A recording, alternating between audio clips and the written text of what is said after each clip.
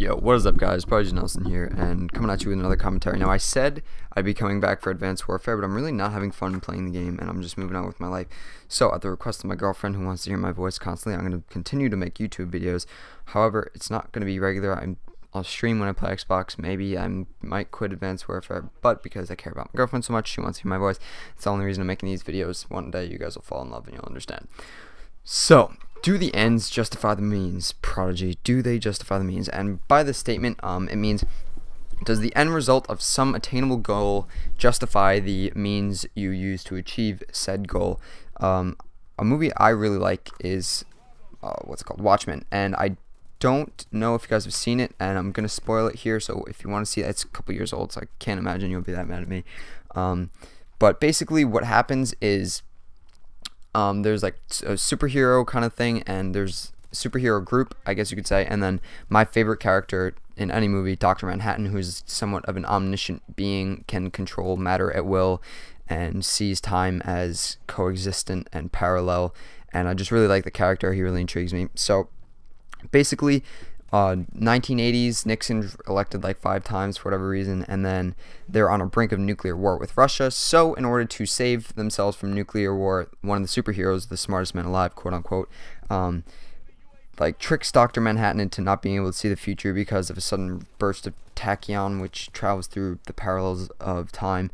And I guess I might get into time relativity and what that means later in this commentary if I have time.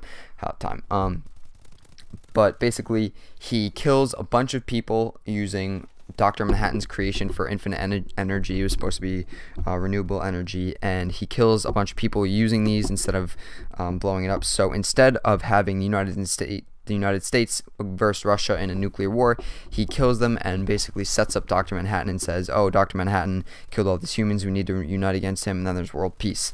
So I'd like to use this as an example. Do the ends justify the means? Does killing 10 million lives to save 10 billion or whatever it is that justifiable? And it's a matter of personal opinion, to be honest with you, and I'm just stating my personal opinion. I just shot my cologne, I'm picking it up.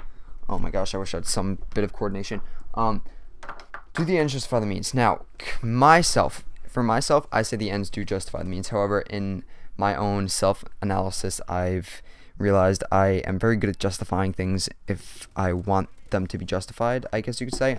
I justify things for my best interests, I call myself manipulative.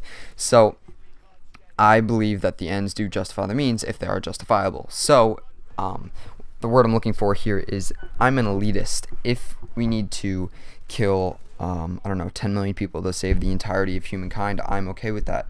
And a personal opinion I've had for quite some time is, if you're not a benefit to society, I consider you a waste of resources. As in, if you're not benefiting society as a whole, I do not consider you beneficial overall. I don't think you should exist. For example, Kim Kardashian. Actually, I went on a Twitter rant about her. Kim Kardashian is doing nothing to further benefit the human race. In fact, she's wasting resources and distracting people by breaking the internet with a picture of her butt. She tweeted a picture of, I'm not going to get into that. I think she's a waste of resource. This is not about the ends justifying the means. Sorry, I go off on tangents all the time. So the ends justify the means because it's whatever's justified in your own head. So if you need to achieve a certain goal, I would say whatever means, and it really depends on the goal. If you are trying to get rich, you shouldn't go and murder a bunch of people unless you, use that money to invest it wiser than that. See, this is what I meant when I said, I have a skewed opinion of morals. We're not going to get into that. So,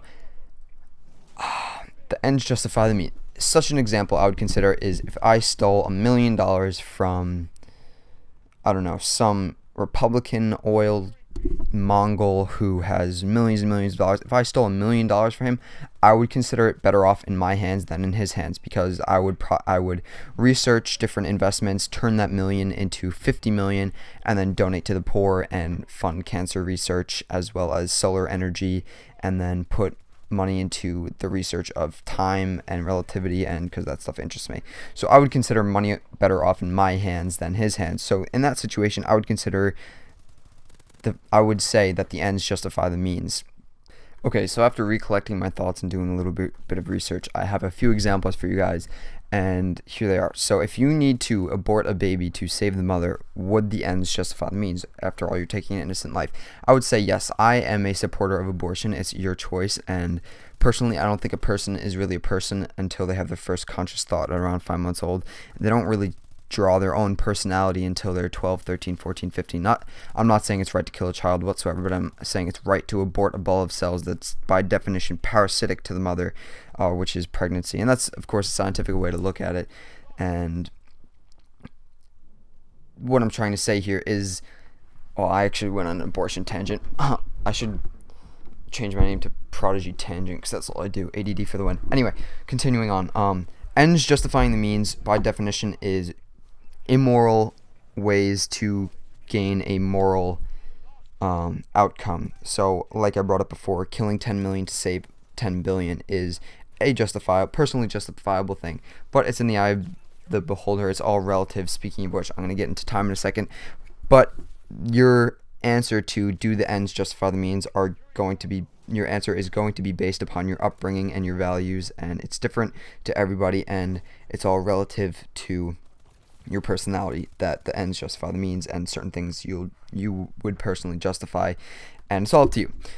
So, speaking of which, I just want to talk about time relativity, because I watched Interstellar and it blew my mind, and everyone was tweeting about it. I was like, all right, how good of a movie is it? But maybe it blew my mind more than other people, because I went and studied the theory of relativity and light speed for a while afterwards, and then it started messing with me, but I haven't stopped thinking about it ever since I pirated it like Tuesday or whenever it was. So Interstellar was about a guy who was an ex-pilot, ex-astronaut, and the world is like dying because there was like nuclear war or something, and then the crops are dying out due to a blight or something along those lines. And so he has to travel through a black hole to find another inhabitable planet. So time and relativity. I feel like, why am I going to talk about this? But I feel like if we changed our perception of time, we can change the way we interact with it. So basically, the speed of light, I actually just recently learned this, and I never thought about it before, but technically it's 192 million miles per second. But when they say a star is like 97 million light years away, that's how long it would take us technically, but that doesn't really make any sense, because time is all relative. So when you're going the speed of light, the speed of light by definition is the speed that a photon travels in a vacuum meaning absence of everything except for that one thing that is in it that you're measuring. So technically, or the example they gave is a photon going from one end to the universe to us. All the photon would see is its start and death would be simultaneous. The life would be just life and death, us, and then hitting off our eye to reflect light. So technically, when it's 97 million miles away, we travel there, it's instant to us. We're not even a second older, because it's instantaneous. But the people back at home are 97 million years dead. And it just messed with my head, because I don't know, because all this Dr. Manhattan, I've studied Dr. Manhattan as a character, and theory of relativity, time is relative, but I also believe time is parallel, meaning there's no past or future, it's all coexisting. I could go on about this for hours, but I'm running out of time on the commentary. You're just listening to me rant and my ADD go wild. So anyway, I'm going to link a couple science articles that I read, and hopefully it'll expand your mind, and we can do time travel so I can live forever, because I just want to spend time making out with my girlfriend. Anyway, jokes. Hopefully you guys enjoyed me rambling for a little bit. You should see me on Adderall. Hopefully you guys enjoy me rambling. Like if you want to see more of these commentaries, and tweet my girlfriend to make me make more videos, because that's the only reason I want to. Alright guys, I'm out. Peace.